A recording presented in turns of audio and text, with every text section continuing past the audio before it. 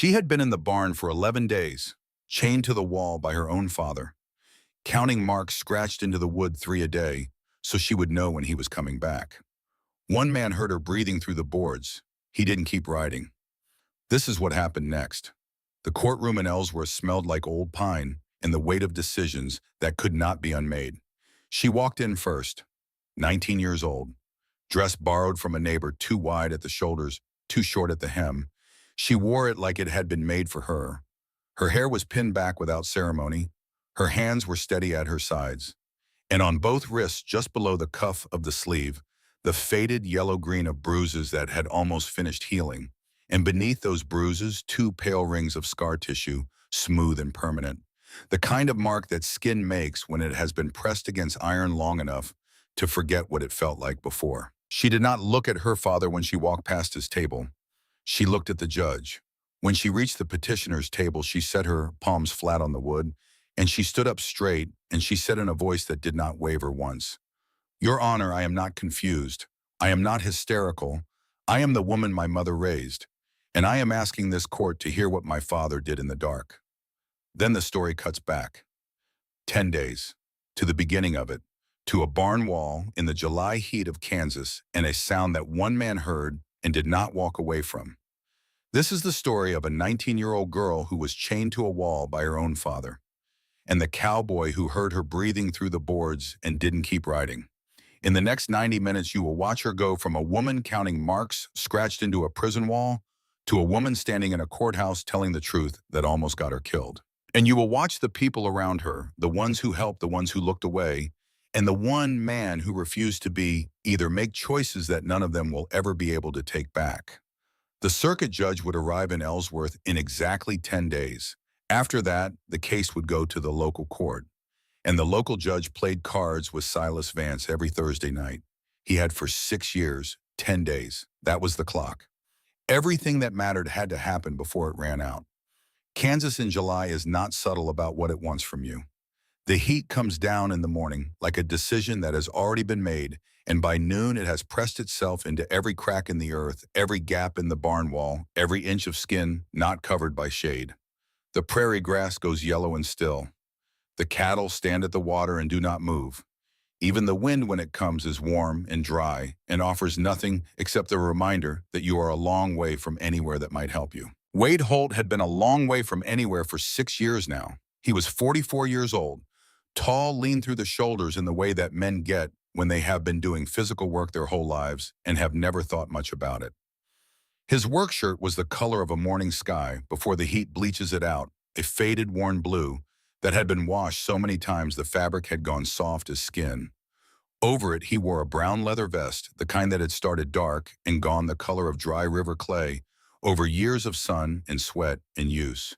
The vest had 2 front pockets and a small hair at the left hem that he had never gotten around to mending. He wore it every day. It was not a vanity. It was just part of what he put on in the morning, like his boots and his hat, part of the ritual of being a man who had a ranch to tend and a day to get through. His ranch sat 4 miles east of the Vance property, separated by a shared fence line that ran along the back of both their lands. It was not much of a ranch. 60 acres of grazing land that went brown every August. A house, a stable, a corral where he worked the horses in the early morning when the air was still bearable. He had built most of it himself after. He had needed something to do with his hands during the years when his hands were the only part of him that still knew what they were for. He did not go looking for trouble that morning.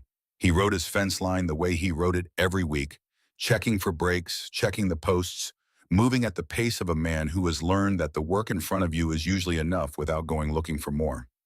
His horse, a dark bay quarter horse named Reeve, moved without being told, patient and familiar with the rote the way horses get with men they have spent enough years alongside. The Vance property ran along the western side of his fence line for about a quarter mile. There was a farmhouse set back from the road. There was a windmill. There was a barn, old, the wood gone gray and dry in the Kansas sun, standing maybe 40 yards from the fence. Wade had ridden this section of fence 100 times. He knew the barn the way you know a thing that has always been in your peripheral vision, present unremarkable, not worth looking at directly. He was 3 fence posts past the barn when he heard it. He pulled Reeve to a stop without thinking about it. The way you stop when a sound reaches some part of your brain that processes danger before the rest of you has caught up. He sat still in the saddle and listened.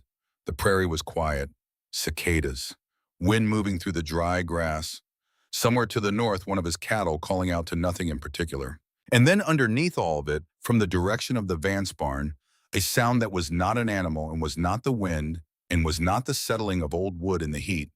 It was the sound of a person breathing. Slow, controlled, deliberate.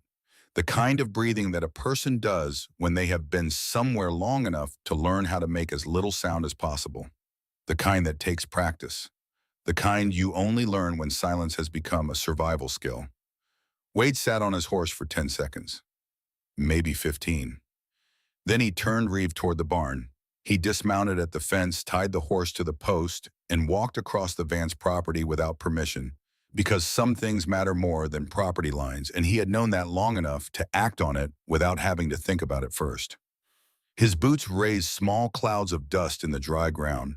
The heat pressed against the back of his neck. The barn door was nailed shut, not locked, not latched, but sealed. 3 boards across the frame, hammered in with the kind of deliberate, methodical care that told him someone had wanted to make sure it stayed closed. He stood at the door and listened. The breathing was still there. Closer now, faint but steady. He got his fingers under the edge of the first board and pulled. The nails groaned. He pulled harder, and the board came free, and the sound it made seemed too loud in the Kansas quiet, and he stood still for a moment, waiting to see if anyone had heard. No one came. He took the second board off, then the third. He pulled the door open. The heat that came out of the barn hit him like something physical. A wall of stored July air that had been sealed inside for he would later understand 11 days. It smelled like an old wound, like iron and dry dirt and the particular sourness of a body that has not had enough water. Flies lifted off the floor in a dark spiral. The light came in past him and fell across the hard-packed earth and across the girl sitting against the far wall. She was young. That was the first thing he registered, and it landed in his chest the way facts about young people in bad situations always land hard and immediate and without any possibility of detachment. 19, he would later learn. She looked younger in that moment. She was wearing a gray dress torn at the shoulder. Her feet were bare. Her hair had come half loose from its pin and hung at the side of her face. There were bruises on both arms, darkest above the elbow, fading toward yellow at the edges, which told him they were not new. There were flies on the skin above her left wrist where something had broken the surface, and she was not brushing them away. She was sitting with her back straight against the wall, not curled, not collapsed, straight, as if she had decided at some point that slumping was something she was not going to do. Her wrists were chained to an iron ring bolted into the wall at shoulder height. The chain was short enough that she could not stand up fully. Whoever had set it had measured the length with care, enough chain to sit enough to lie on her side, not enough to reach the door. That kind of precision was not carelessness. That kind of precision was the opposite. She looked at him the way a person looks at a thing they are not sure whether to trust yet. Measuring, weighing, her eyes were dark and steady and completely dry. She did not scream. She did not ask for help. She did not speak at all for a long moment. "Who are you?" she said. It was not quite a question, more like the first step in a process. "Wade Holt. I've got a ranch 4 miles east." She looked at him for another moment. Then she said, "My father, 3 times a day." He did not understand the sentence at first. He would understand it later. The barn post behind her had scratch marks in the wood, neat, deliberate, 3 at a time. 33 of them. 3 times a day, every day, for 11 days. Her father had carved them into the post himself. She would tell him, so she would always know when the next visit was coming. So she would have time to prepare herself. "How long have you been in here?" he said. 11 days.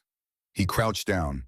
He kept his voice level and his hands still mindful of how sudden movements register as threats to something that has been frightened badly enough for long enough. "I'm going to get that chain off you. Is your father likely to come back soon?" She looked toward the light coming through the open door, studied the angle of the sun the way someone does when the position of the sun has become a clock they cannot afford to misread. "Before noon," she said. "He always comes back before noon." He pulled his belt knife and worked the blade under the bolt plate set into the wall. The wood was old, dry, split in places. The bolt gave faster than he expected. The chain dropped to the dirt. The sound it made was too small for what it meant. She looked at her wrists. The skin where the iron had rested was raw and deeply marked, the color of an old bruise at the center and angry red at the edges. She did not rub them. She did not crit by them. She opened and closed her fingers slowly, like a person reminding themselves what their hands were capable of. "Can you walk?" he said. "I think so." He offered his hand. She did not take it. She pressed both palms flat against the dirt floor and pushed herself upright. Her knees buckled once and she caught herself on the wall with one hand, and then she straightened. Her jaw set. Her spine went long. "I can walk," she said, and this time it was not a question or a hope. It was a statement of intent. They made it 6 steps outside the barn before the voice came from the fence line. "That's my daughter you've got there." Silas Vance was standing at the fence with his hands at his sides. He was a thin man, the kind of thin that comes from whiskey taking the place of food over a long time. His shirt was stained at the collar. His hat sat slightly crooked, jammed on without care. He had 2 days of stubble and eyes that moved a half-second too fast for a man trying to appear calm, the quick, restless arithmetic of someone calculating damage while performing innocence. He was shorter than Wade by a full head. He did not look afraid. He looked like a man who had gotten away with things before and expected to keep getting away with them. Wade stepped in front of Nora without thinking about it. "Your daughter was chained to a wall, Mr. Vance." "She's not well." Silas said it flatly without inflection, like a fact about weather. "She gets spells. I was keeping her close for her own safety." "I know what chain marks look like. That wasn't safety." "You're on my property, mister." Silas took one step closer. The meanness in him did not need size to work. It had a different kind of weight to it, cold and patient and practiced. "You've got about 10 seconds to turn around and ride off before I go get the sheriff." "Go get him." "Get him," Wade said. "I'd like to show him that barn." Something shifted in Silas Vance's eyes. Not fear, the faster, colder calculation of a man running the numbers on what he stood to lose. His gaze moved to his daughter standing just behind Wade's shoulder. "Rebecca." He used a different name, an old name. His voice dropped and went smooth. "Come inside. We'll sort this out, just the two of us." No answer. "Rebecca." Harder now, the smoothness gone. She was shaking. Wade could feel it, not the large, dramatic kind, but the small, sustained kind, the trembling that lives in the muscles of a person whose body has been afraid for so long that fear has simply become the body's resting state. He felt it through the air between them. He did not look back at her. "No," she said. The word came out thin, almost nothing, but it fell into the heat and the dust and the stillness of that Kansas morning like a stone dropped into still water, sending out rings that touched every edge of the situation. Silas Vance's face changed. The mask of the reasonable father cracked just enough to show what it had been covering, something cold and bottomless, the expression of a man who had stopped believing that other people's limits applied to him a long time ago. He moved fast, faster than someone who looked like he did should have been able to move. He stepped forward and grabbed for his daughter's arm, got a fistful of her sleeve and yanked. Wade caught Silas by the wrist and twisted firm, controlled enough to make the point without breaking anything. "Let go of her. She's my blood. Blood doesn't give you the right to put a chain on a person." They stood locked together for a moment in the Kansas heat. Two men with their hands on each other, dust rising around their boots, cicadas screaming in the cottonwoods along the fence line, the whole flat prairie, holding its breath around them. Then Nora did something he did not expect. She reached down, grabbed a fistful of dry dirt from the ground beside her, and threw it straight into her father's eyes. Silas howled. His grip broke. He stumbled backward with both hands at his face, clawing at the grit.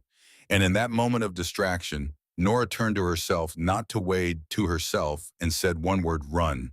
Not as a request, as a permission, as the first order she had given herself in 11 days. They moved. Wade's horse was tied at the front fence. He untied Reeves, swung up, and pulled Nora up behind him in one motion, the way a man does when he has been on horseback his entire adult life and does not have to think about the mechanics of it. She wrapped both arms around his waist and held on with a grip that told him everything about what the inside of that barn had been like, a grip that knew the difference between a thing you are holding for comfort and a thing you are holding because letting go means falling. They were half a mile down the road before either of them spoke. "He won't let this go," she said against his back. "I know. He'll go to the sheriff. He'll say you took me." "Probably, if so. You should have kept riding." Wade looked at the road ahead. Flat and straight, the way Kansas roads are, the horizon so far away it seems like a suggestion rather than a destination. He had spent 6 years on this land telling himself that what happened on the other side of other people's fence lines was not his problem. He had gotten very good at it. "Miss Vance," he said finally, "I spent 3 years in a war watching men do terrible things and telling myself it wasn't my business. I'm not doing that again." She didn't say anything after that, but her grip changed, loosened by a fraction, the way a person's hands soften when they realize for the first time in a long time that the thing they're holding on to is not going to drop them. His ranch was 4 miles east and 100 years away from that barn. He gave her the spare room. Clean shirt on the bed, fresh water in the basin, the window facing west, where a breeze sometimes came off the open land in the late afternoon. She stood in the middle of the room for a long moment, not sitting, not moving to the window, just standing in the middle of the floor, in the particular stillness of a person who has spent 11 days in a 6-foot chain radius and does not yet know what to do with the amount of space available. "When did you eat last?" he said from the doorway. He brought bread, sometimes. He left her and went to the kitchen and started cutting salt pork at the stove and did not think too carefully about the two things happening simultaneously inside him, which were a cold rage working its way through the back of his chest and the necessity of keeping his hands occupied with something useful. She appeared in the kitchen doorway while he was cooking. She had changed into a spare shirt. It hung past her knees. She had the look of someone standing at the edge of a conversation they were not sure they were ready to have. "Why did you stop at that barn?" she said. He set the knife down. "Thought about it honestly. My fence line runs along the back of your father's property. I heard a sound." Other people heard sounds, the feed man, the hand who worked the stable. She counted them without inflection. They all heard it. They all kept going. He looked at her. "Then I reckon they were cowards." Something moved across her face, not a smile. Something that happens before a smile. Something that occurs when a person remembers against all the evidence they have recently gathered that not every person in the world is made the same way. "Sit down," he said. "Eat." She sat. She ate slowly with the careful, deliberate pace of a body relearning the mechanics of it. He watched her without watching her, the way you keep an eye on a campfire, not staring but aware, conscious of the heat and the light at the edge of your attention. "Miss Vance," he said after a while, "the land along the river. Your mother held that claim, didn't she?" She set her fork down. "How do you know about that?" she said. "Every rancher in this county knows about the Vance River acres. 40 acres of the best water frontage in 3 townships. Your mother filed the claim before she passed, paid the taxes herself every year for 11 years. Nora was quiet. Outside, the cattle lowed in the distance. A fly bumped against the window glass and then was still. "She left it to me," she said, "in her will. My father has been trying to get it since the day she died. 2 weeks ago, he locked me in the barn and told me I wasn't coming out until I signed the deed over to him. And you signed. On the 8th day, when I couldn't feel my hands anymore, and I believed him when he said he would never let me out." She touched her wrist where the chain had been. "He told me he would release me if I signed. He didn't.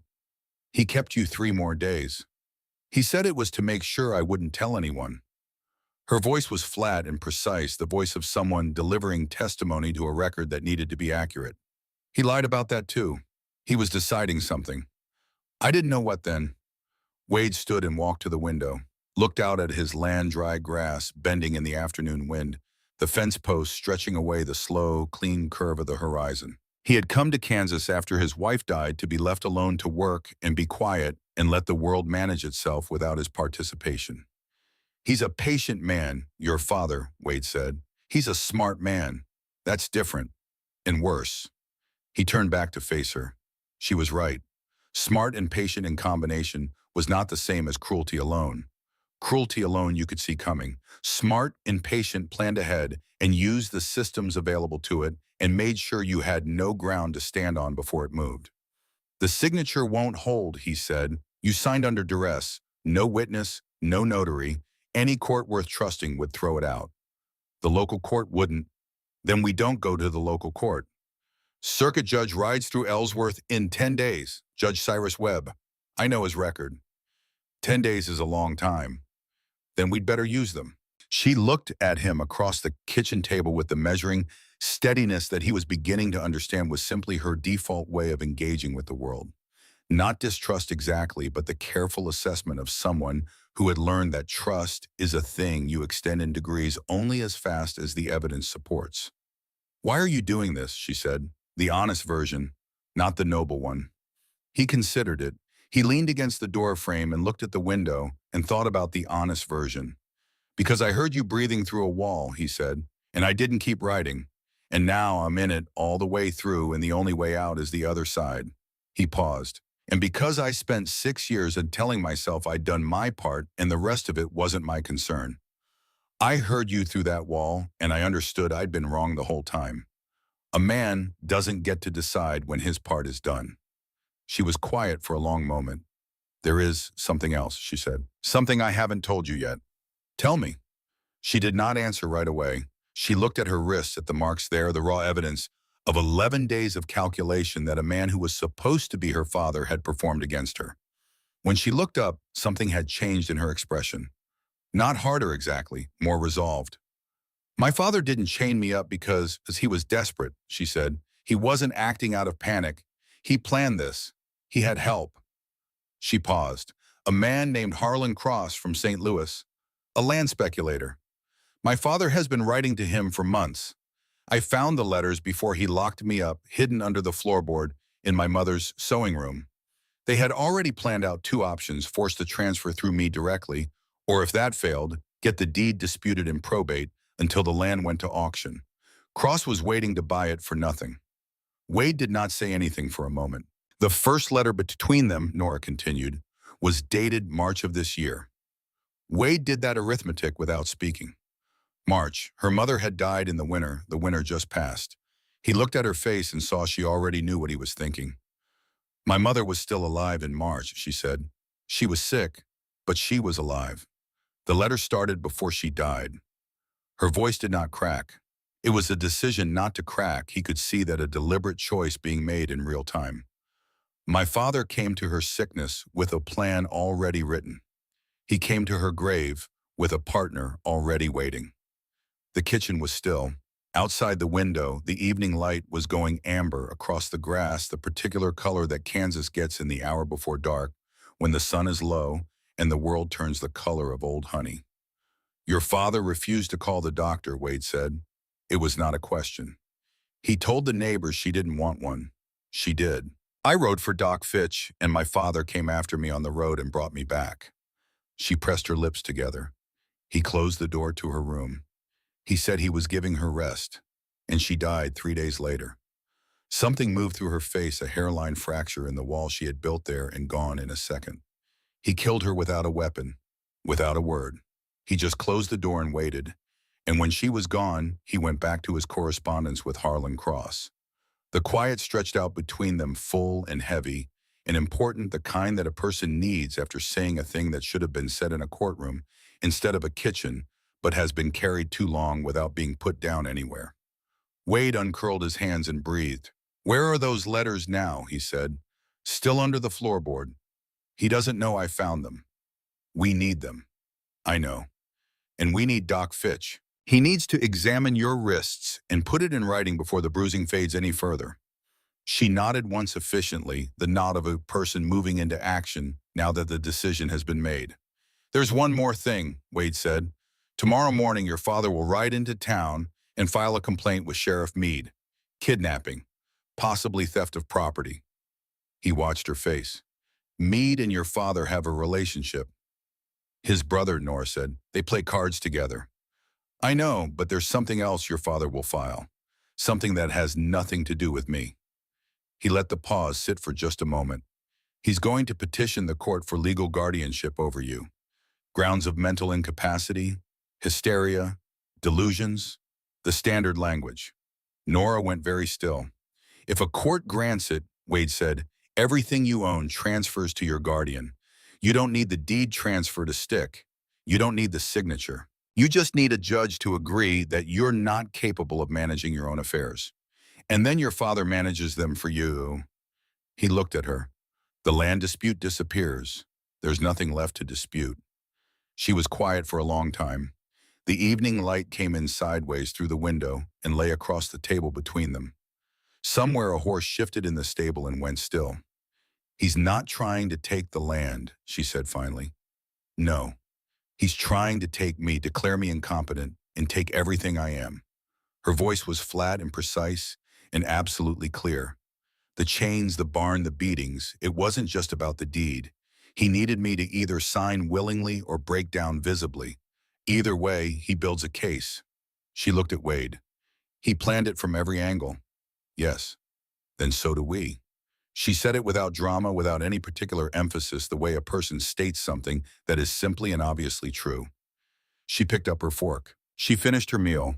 She carried her plate to the basin and washed it and dried it and put it back on the shelf without asking where it went.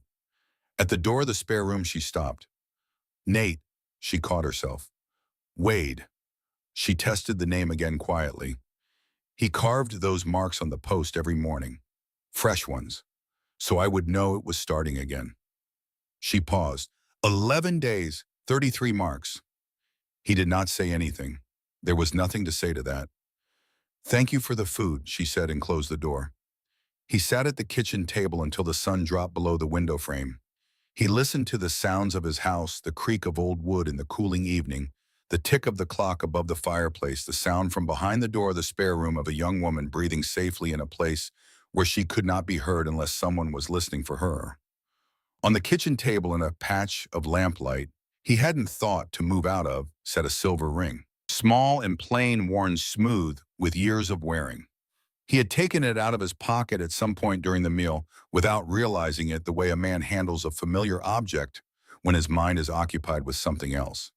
He sat looking at it for a long moment. Then he picked it up and held it and set it down again. He didn't put it back in his pocket. He left it there on the table where it had been and got up to check the window locks. Tomorrow Silas Vance would ride into town. Tomorrow Sheriff Harwick Meade would come down the road on his gray horse, slow and deliberate, carrying a complaint that had been filed by a man who had spent months constructing a trap around his own daughter. Tomorrow the fight would start in earnest with a 10-day clock and a legal system that bent toward whoever had been using it longer.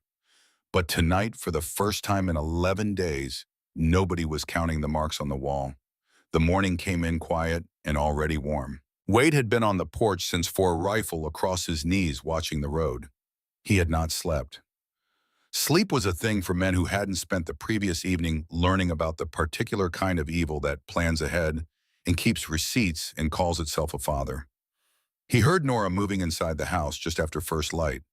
Quiet footsteps, then a long stillness. The kind a person falls into when they wake up somewhere unfamiliar and spend a moment recalibrating, remembering where they are, deciding whether it is real, deciding whether it is safe. Coffee's on the stove, he called toward the screen door. She came out holding the mug with both hands, even though the morning was already warm enough not to need it. She sat on the top step 3 feet from him and looked down the road in the same direction he was looking. She did not ask if he had slept. She could see that he hadn't. He's already gone, she said. I know. He'll go to Meade first. Then he'll go to the card tables. He'll want witnesses who remember seeing him calm and reasonable. A man like your father doesn't come to fight directly. He sends someone with a badge. She sipped her coffee. Her hands were steady. It surprised him, and then it didn't, because the more he understood about Nora Vance, the more he understood that she had been steadying herself against worse things than this for a long time. The dust cloud appeared on the road about 40 minutes later. One rider coming from the direction of town, moving at the deliberate pace of a man who wants to be seen arriving. That's Meade, Nora said. The gray horse. He's the only man in this county rides a gray. Sheriff Harwick Meade pulled up at the fence and sat his horse for a moment, looking at the two of them on the porch with the expression of a man trying to calculate the dimensions of a problem he had not asked for and did not want. He was broad through the shoulders with a thick mustache that worked hard to conceal whatever his mouth was actually doing at any given moment. His badge caught the early light. Morning, Wade. Harwick. Got a complaint filed against you this morning. Silas Vance says you took his daughter off his property by force. Says you struck him. His daughter has chain marks on her wrists. He has dirt in his eyes. You want to compare? Meade shifted in the saddle. He looked at Nora. She looked back at him without blinking. Miss Vance, your father says you are not well. Says you've been having spells. Says he was keeping you close for your own protection. I was chained to an iron ring bolted into his barn wall for 11 days, she said. I wasn't having spells. I was being held. He says you're confused. I'm not confused about an iron ring and a padlock, Sheriff. Meade took his hat off, wiped his forehead with his sleeve, put his hat back on. These were the movements of a man who already knew the truth and was performing the process of arriving at it for appearance's sake. Wade, this is a family matter. It stopped being a family matter when he put hardware on her. Wade kept his voice level. The rifle stayed easy in the crook of his arm, not aimed, not threatening, just present. Kansas law doesn't give a father the right to chain his daughter like livestock and starve her into signing over 40 acres of river frontage. That word river frontage landed somewhere specific. Meade's expression sharpened by a degree. What's this about land? Meade said. My mother left me 40 acres along the Cimarron Fork. Nora said, her voice steady and clear. It's in her will filed at the county office. My father locked me in the barn and told me I wasn't coming out until I signed the deed over to him. I signed on the 8th day. He did not release me. 3 days later, Mr. Holt found me. She held Meade's gaze. The signature was obtained under duress, Sheriff. I had been chained to a wall for 8 days before I signed. There were no witnesses. There was no notary. That deed transfer is not valid. Meade was quiet for a moment. The morning was already building toward hot. A fly circled between the three of them and drifted away. There's more, Wade said. Silas has also filed a petition for legal guardianship over Miss Vance, grounds of mental incapacity. The color did not drain from Nora's face.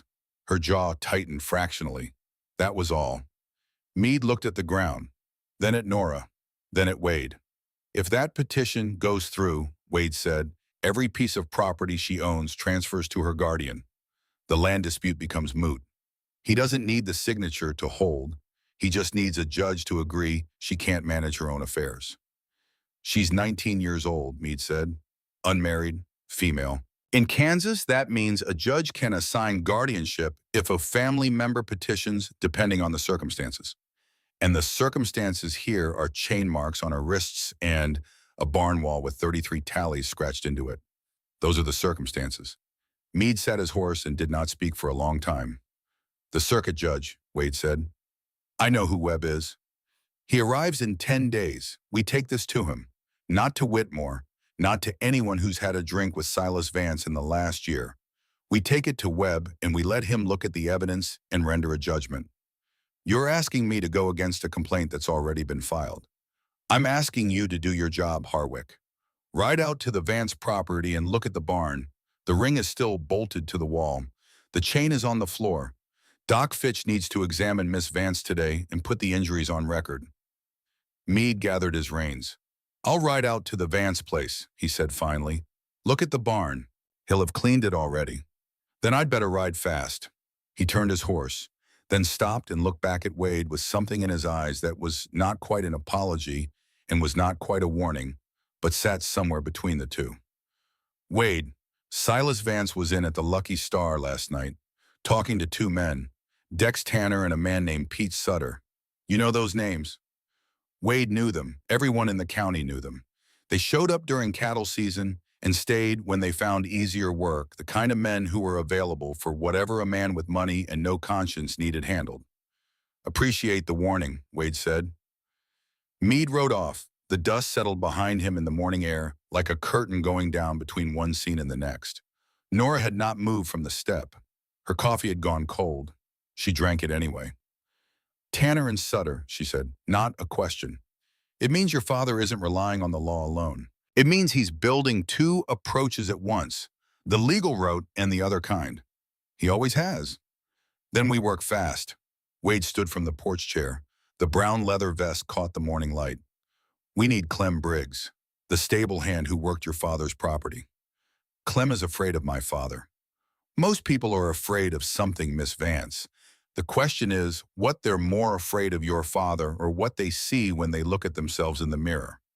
She looked at him for a moment, and something shifted in her expression, not the almost smile from the night before, something more serious than that, the expression of a person making a calculation about the kind of man she was dealing with and arriving at a result she had not expected. "When do we go?" she said. "After Doc Fitch comes to examine you. After we have the medical record in writing." She nodded once. She stood, carried her cup back inside, and set it on the counter. At the kitchen doorway, she paused with her back to him. "Wade, yeah, there's something else I need to get before we do anything else." She turned to look at him. "The letters between my father and Harlan Cross. They're still under the floorboard in my mother's sewing room. My father doesn't know I found them, but if he decides to clean the house the way he cleaned the barn, we lose them." He looked at her. "That's the Vance property," he said. "Your father will be home." "Maybe not. If he's in town filing complaints and buying cooperation, the house might be empty." Her voice was even. "Those letters are the difference between a case and a story. Without them, it's my word and your word against a man who has been laying groundwork for months." She held his gaze.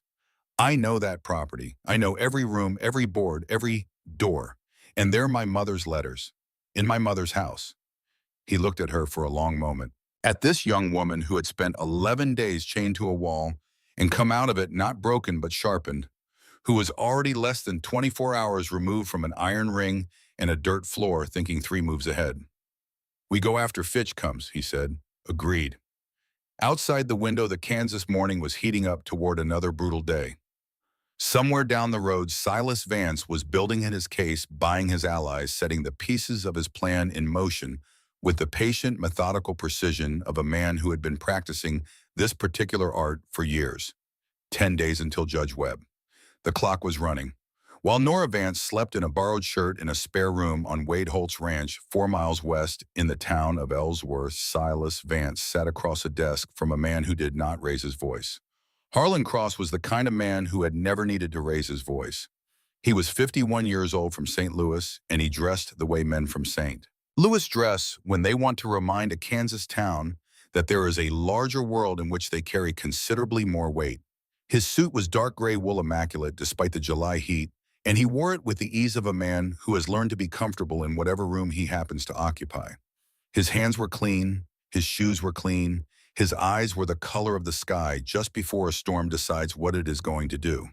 He had been in Ellsworth for 3 weeks, staying at the Lucky Star Hotel under the name R. Calloway, business from Missouri passing through.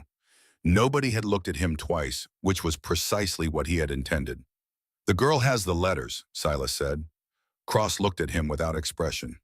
He turned a pen over in his fingers, once, twice, the only movement he made. "Are you certain?" "I went through the sewing room this morning. The floorboard had been disturbed." "How long ago?" "Before she went into the barn. 2 weeks, maybe 3. Cross set the pen down parallel to the edge of the desk. He aligned it precisely. "Then she has known about our arrangement for 3 weeks and said nothing." She waited. He paused. She was planning something even before the rancher found her. Silas had not thought about it that way. He thought about it now, and something moved behind his eyes, not quite fear, but the recognition of a quality in his daughter that he had underestimated, which in a man like Silas Vance produced something that felt like hang on, because that was easier to carry than what it actually was. "The guardianship petition," Cross said. "That must proceed regardless. It is the structural piece. Everything else depends on it." He looked at Silas evenly. "But the letters complicate the timeline. If she presents them to a court before the guardianship is established, the narrative becomes considerably more difficult to control." "What do you want me to do?" "I want you," Cross said, picking up his pen again, "to make certain she is not in a position to present anything to anyone." He did not elaborate. He did not need to. "I have spoken with Tanner. He understands what is needed." He looked at Silas once more briefly, the way a man looks at a tool he is not entirely sure he trusts. "The rancher is the complication. Address the complication." Silas Vance left the hotel and walked to the saloon on the far end of the street, where 2 men were waiting at a corner table with a bottle of whiskey that had been bought with Harlan Cross's money, and where the conversation that followed was short and specific and did not need to be written down anywhere. Outside, the July heat pressed down on the town of Ellsworth with the patient indifference of something that has always been there and will still be there after everything else is gone. Doc Emmett Fitch arrived at Wade's ranch mid-morning on day 12. He was an old man with white hair, gone to yellow at the temples, hands that were steadier than the rest of him suggested, and eyes that had acquired over 23 years of frontier medicine, the permanent quality of a man who has seen too much of what people are capable of and has decided to keep showing up anyway. He examined Nora's wrist without speaking. He worked with the methodical quiet of someone for whom thoroughness is not a performance but a habit. He measured the marks, noted the pattern of them, pressed gently at the edges to assess the depth of the tissue damage, and wrote everything down in a small notebook, with careful, deliberate pen strokes, each word sitting on the line, like a nail being set before it is driven home. 11 days, he said, not as a question. Yes. Were you struck during that time? When I refused to sign, my face, both arms, once across the back with a belt. He noted all of it. He did not react visibly to any of it, which was not because he did not feel it, but because he had learned that visible reaction is not what a patient in that situation needs from a physician. What they need is for someone to write it down accurately so that it cannot be denied later. Doc, Wade said from the doorway. Will it hold up? Fitch closed his notebook. He looked at Wade for a moment, then at Nora. My testimony will hold in any court with a judge who has a conscience. That's what worries me, Wade said. Fitch picked up his bag. At the door, he stopped and turned back. Something shifted in his expression, a hesitation, a decision being made. He looked at Nora directly. Your mother came to see me, he said, 7 weeks before she passed, February of this year. Nora went very still. She asked me to write a letter, a medical statement attesting that she was of sound mind in full capacity when she drafted her will. He paused. She was very specific about where I should file the copy of that letter. Not here. She asked me to take it to the county clerk in Ellsworth personally. He looked at her steadily. She did not trust the local office. She was quite clear about that. Nora's hands were flat on the kitchen table. Not gripping. Flat. The way a person braces when they feel the ground shifting under them. She knew, she said. The words came out small. Your mother was a precise woman, Doc Fitch said. She knew exactly what she was asking for and exactly why she needed it in a specific place. She was frightened, but she would not confuse. She was, in my professional judgment, one of the clearest thinking people I treated in 23 years of practice in this county. He picked up his bag fully. I will be in Ellsworth for Judge Webb's session. I will say exactly what I have just told you. He left. The sound of his wagon receding down the road was the only sound for a while. Nora sat at the table and did not move for a long time. The morning light came in at an angle and lay across the floor in a long stripe that shortened as the sun moved. Wade stayed in the doorway and let it be what it needed to be, because some things require the space of quiet around them before they can be looked at clearly. When she finally stood, her face had changed. Hardened was not the right word. Resolved was closer the expression of someone who has found the ground under their feet and decided not to move off it. Clem Briggs, she said, today. Clem Briggs lived in a one-room shack behind the Vance property, set back from the barn by about 30 feet. It was the kind of dwelling that the frontier produced by the hundreds, a man with no land of his own, no family, no accumulation of anything beyond the tools of the trade. He hired out, living at the edge of someone else's life in exchange for $1 a day and a place to sleep. He was 55 years old and looked older, with arms like braided rope and a face that had been weathered down to something simplified, the features of a man who had spent so long outdoors that the outdoors had begun to take him back. He was mucking a stall when they rode up. He saw Nora first, and the pitchfork stopped mid-swing and stayed stopped. Miss Vance. Hello, Clem. He looked at Wade, back at Nora. His eyes dropped to her wrists, where the marks were now at the stage of healing that makes them more visible, not less, the bruising gone from purple to the mottled yellow-green that announces itself against pale skin. He stood with the pitchfork handle loose in his hands and said nothing. You knew, Nora said. It was not an accusation. It was a fact being placed on the table between them for examination. You heard me in that barn, and you walked past every morning for 11 days.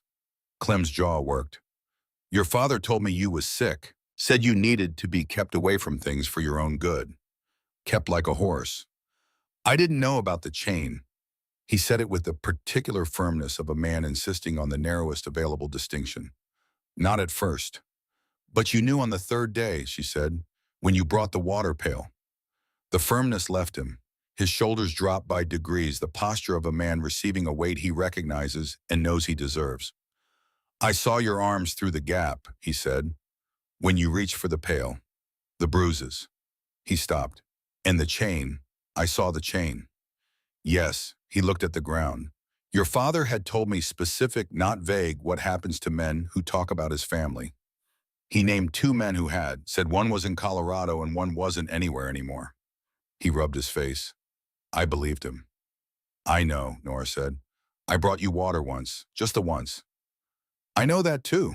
Well, there was a quality to the air in that stable that was made of more than the absence of speech. It was made of 8 days of a man walking past a barn and choosing each morning to keep walking. Clem, Wade said, I'm not here to make you answer for what you didn't do. I'm here because we need what you saw. The water pail, the bruises, the chain. A court needs to hear that from someone who isn't me or her. If I talk, Silas will know before nightfall. Silas is going to know regardless. The question is whether he knows you talked from a position of safety or from one he can still reach. Clem looked at his hands. He turned the pitchfork over slowly the way men do with objects when they need something to do while they think. There is something else, he said. His voice had changed lower, careful. Something you need to know. He looked at Nora directly for the first time since they had arrived. Silas didn't hire Tanner and Sutter after Mr. Holt took you out of that barn. Wade was still. He hired them before, Clem said. 3 days before. He came to me the morning of the 8th day, the day you signed, and told me to stay out of the back pasture after dark. Told me it wasn't my concern what happened near the road. He swallowed. I heard him ride out that evening. He was back by midnight. 2 horses with him that weren't his. And the man from St. Louis, Nora said quietly. Clem looked at her sharply. Harlan Cross, she said. He's been in Ellsworth.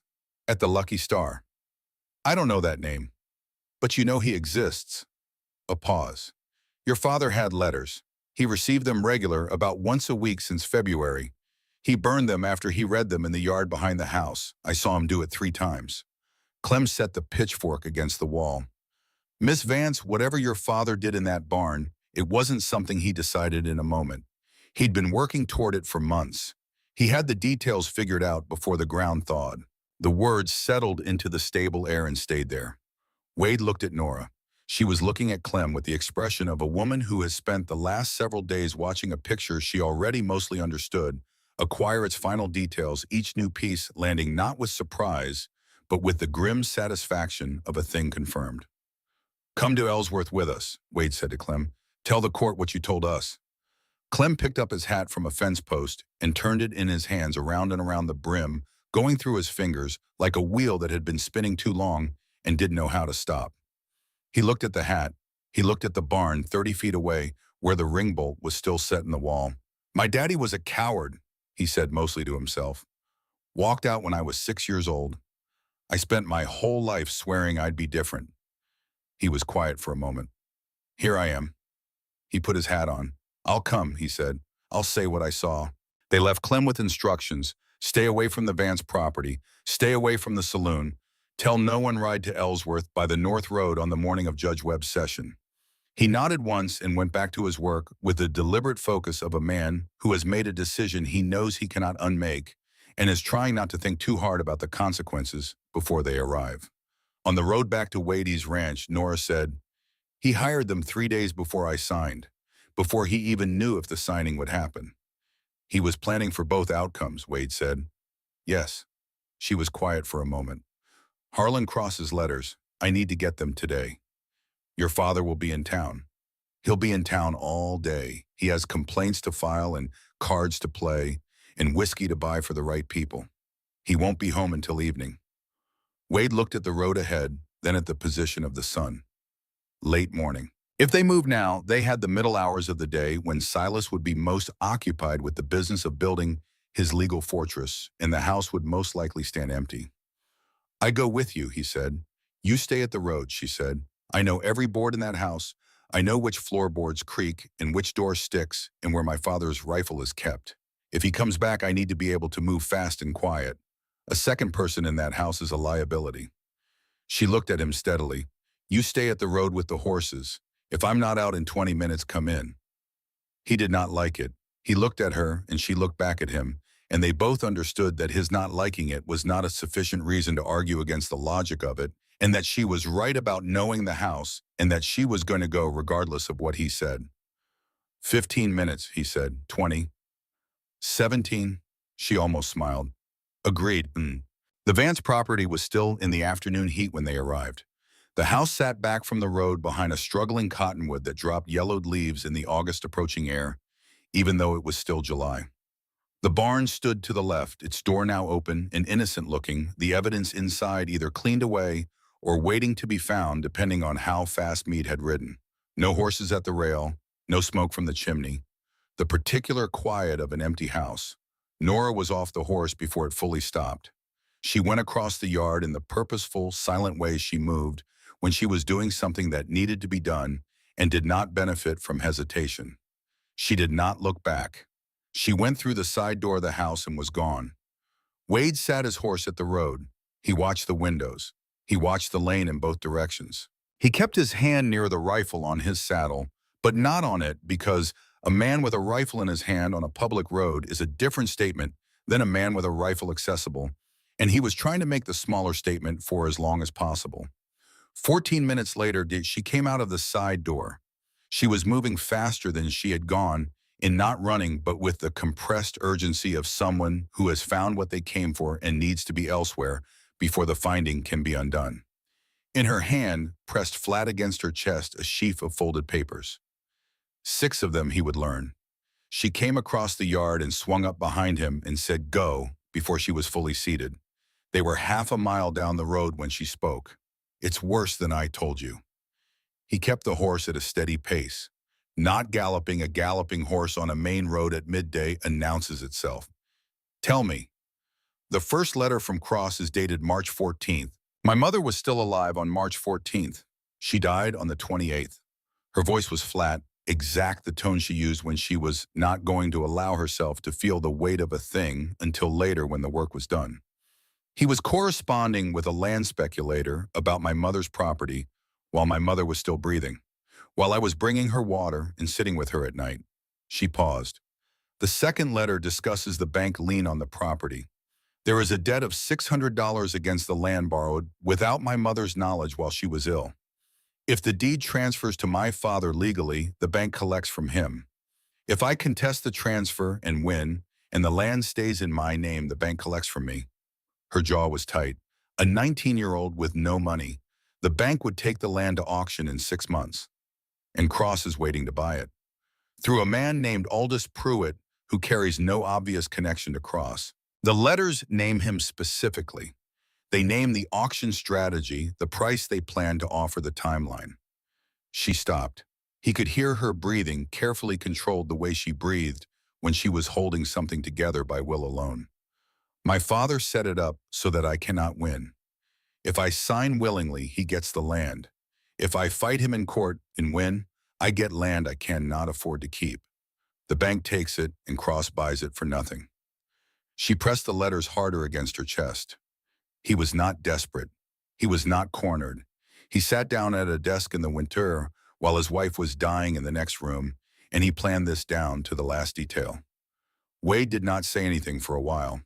The road stretched ahead of them, flat and unwavering, the afternoon heat rising off the packed earth in visible waves. "Your mother," he said finally. What she said to Doc Fitch. The letter she had him fill in Ellsworth. Did she know about Cross? Nora was quiet for a long moment. Long enough that he thought she might not answer. "There is one more thing," she said. Her voice had changed, not broken, but different, the way a voice gets when it is carrying something that has been held at a distance for too long and cannot be held at a distance anymore. "My mother did not just file one letter with Doc Fitch. Before she died, she was in contact with a lawyer who travels the circuit, a man named Aldrich. She met with him twice in January and February when my father thought she was resting." She stopped. She started again. She did not file only in Ellsworth. She filed a second copy of her statement, everything in the will, the attestation of sound mind, the documentation of the land claim, with the federal court in Wichita. The horses' hooves beat their steady rhythm on the packed dirt road. The prairie grass bent in a slow wind on both sides. Wade let the quiet sit until it had said everything it needed to say. She knew, Nora said. Not about Cross by name, but she knew what her husband was. She knew what he was planning and the general shape of it, even if she didn't have the specific letters. She knew that anything filed locally could be reached, could be lost, could be explained away by a man who played cards with the right people. A pause, and in the pause, the hairline fracture that he had seen once before in the kitchen, the place where the wall she had built had a seam. She did all of this from her bed with a fever that made her hands shake, and a husband who thought she was too sick to think clearly. She sent me out of the house on an errand, and she met with a lawyer, and she filed papers in a courthouse 70 miles away where my father had no influence and no card partners. Her voice broke at the end of the sentence, not dramatically, just the clean fracture of something that has been held under pressure for too long. She planned it because she knew him better than he knew himself. And she did it knowing she might not live to see whether it worked. Neither of them spoke for almost a mile. When Wade finally found his voice, he kept it quiet. The federal filing in Wichita. Your father doesn't know about it. He doesn't know she met with Aldrich. He doesn't know about the second filing. A pause. He cleaned the barn, and he burned his letters, and he built his case carefully, and he never knew that while he was building his case, his wife was building one too, from her deathbed, 2 months before she died. The afternoon sun was moving toward the west. Somewhere behind them, in the town of Ellsworth, Silas Vance was sitting in a lawyer's office, or a saloon, or a card room, pressing his careful, patient architecture into place, believing himself to be several moves ahead of a 19-year-old girl with no money and no husband and no power that mattered. He did not know about the federal court in Wichita. He did not know that his wife had understood him completely. Wade pulled the horse to a stop at the crest of a low rise where the road curved and the western light lay gold across the grass, and the Vance property was out of sight behind them. He sat still for a moment, looking at the horizon. Your mother was a remarkable woman, he said. Nora did not answer. He felt through the air between them the quality of a grief that has been carried a long time and has learned to travel quietly without announcement, fitting itself into the spaces between everything else that has to be done. Yes, she said finally. She was. They rode back to the ranch. That night, Nora sat at the kitchen table with the 6 letters spread before her, reading each one with the focused attention of a lawyer preparing a case, organizing them by date, making small notes in the margins of a separate piece of paper in handwriting that was neat and precise, and rather better than most people would have expected from a girl who had spent her education in a one-room schoolhouse at the edge of the prairie. Wade cleaned his rifle at the other end of the table and did not interrupt her. At one point, reading the 3rd letter, she stopped and was still for a moment. Then she continued. You know what is almost funny, she said, not looking up from the letter. Tell me. The 2nd letter, the one where they discuss the 2 scenarios, willing transfer or auction through probate. She tapped the paper. Cross refers to the 2nd scenario as the cleaner outcome. My father underlined it. She set the letter down and looked at it. He preferred the version where I kept fighting and lost. He thought it was more reliable than getting me to sign. Wade looked at her. Then why the barn? Why the chain? Because he needed me declared incompetent. The guardianship is the cleaner path, still cleaner than both. The barn wasn't about getting the signature. It was about getting evidence that I was unstable, erratic, a danger to myself. She looked at him steadily. Every time he came to visit me in that barn, and I cried or screamed or begged, that was evidence. Every mark on the wall, every witness who heard sounds in the night. He was building a portrait of a disturbed young woman. And then he was going to unlock the door and say, look what she did to herself. The lamp burned between them. Outside, a dry wind moved through the cottonwoods along the fence line. He made one mistake, Wade said. Only one. He didn't account for a stranger on a fence line. She looked at him for a moment. Then she gathered the letters into a precise stack and folded them and placed them in the inside pocket of the vest she had borrowed from the widow Whitfield. I want to go to Webb directly, she said, not wait for the Ellsworth session. We go find him on the circuit road and present everything there before my father has time to build any more of what he's building.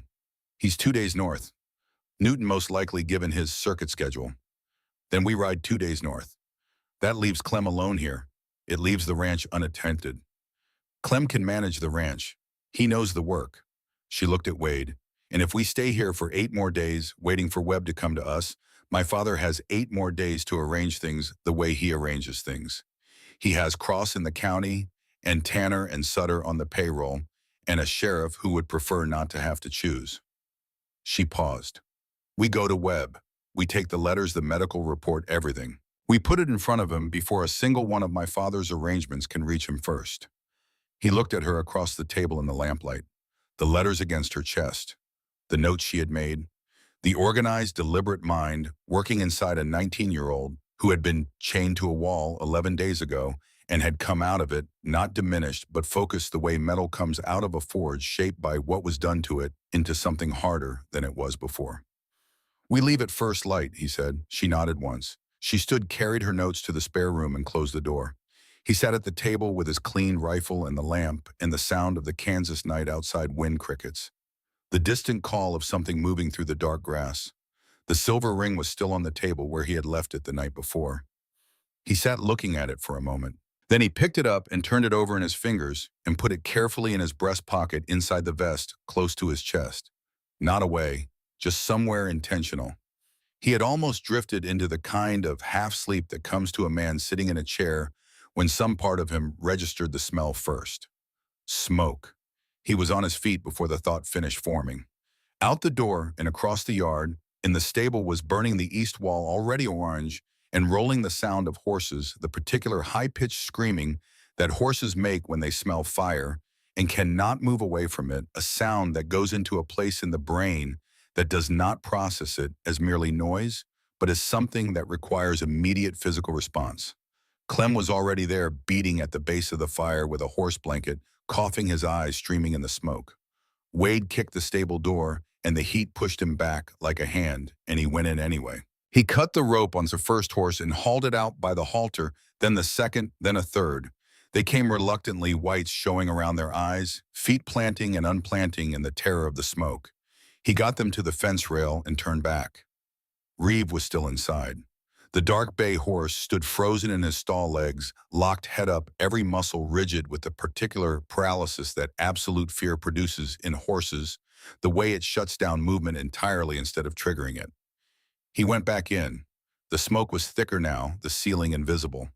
He found Reeve's halter by feel and pulled, and the horse did not move. Reeve.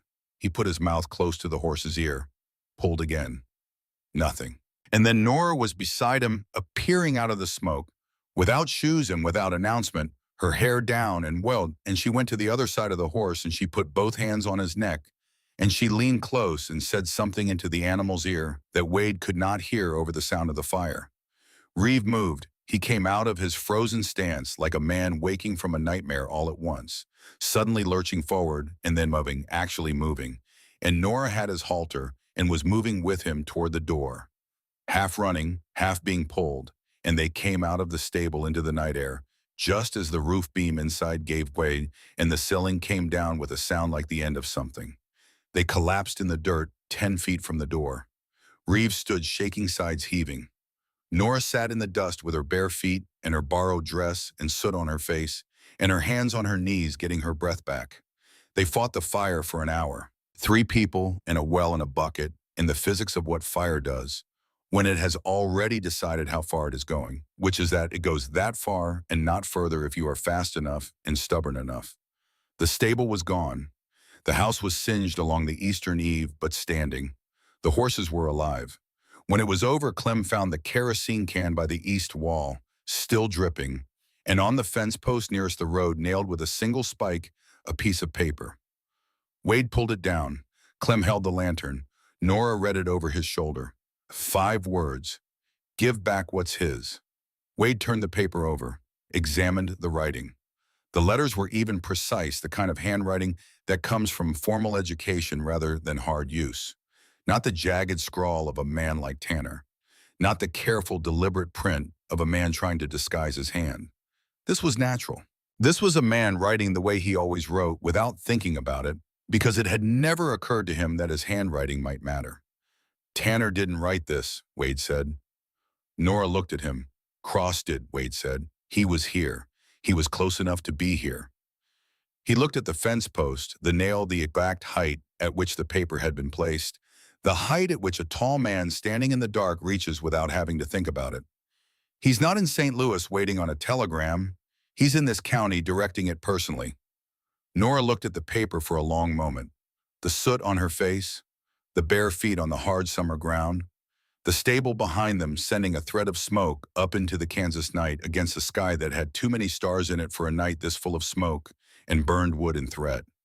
Then we don't wait for morning, she said. First light, he said.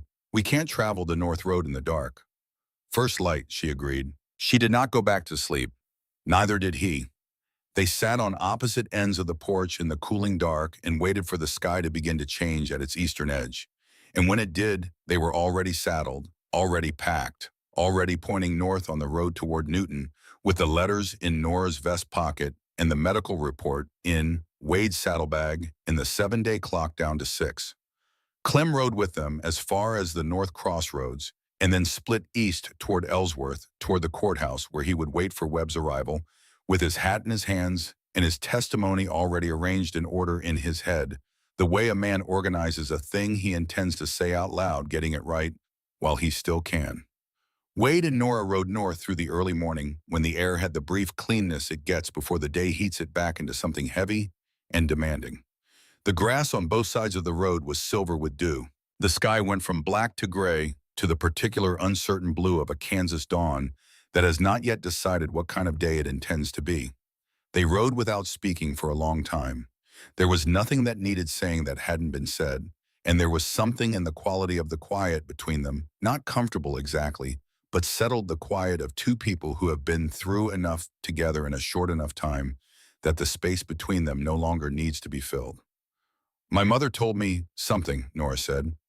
They were an hour out from the ranch, the town of Ellsworth, a smudge behind them, the horizon ahead flat and unresolved. The last thing she said to me before the fever took her voice. 3 days before she died. He waited. She said, "Don't let him make you small." Nora's voice was even. I thought she meant my father specifically. The way he talked to us, the way he made the house feel like the walls were always moving in. She paused. But she meant more than that. She meant every law that treated a daughter like a deed. Every person who looked away from a barn full of sounds. Every system that decided the word of a father outweighs the word of his child. The morning light was growing, going from gray to gold along the eastern edge of the prairie. She was lying there with her voice almost gone, and she used what was left of it to tell me not to shrink. Don't let him make you small. Nora looked at the road ahead. I didn't understand it then. I understand it now. Wade looked at the horizon. No, ma'am, he said quietly. I don't think you've been small a day in your life.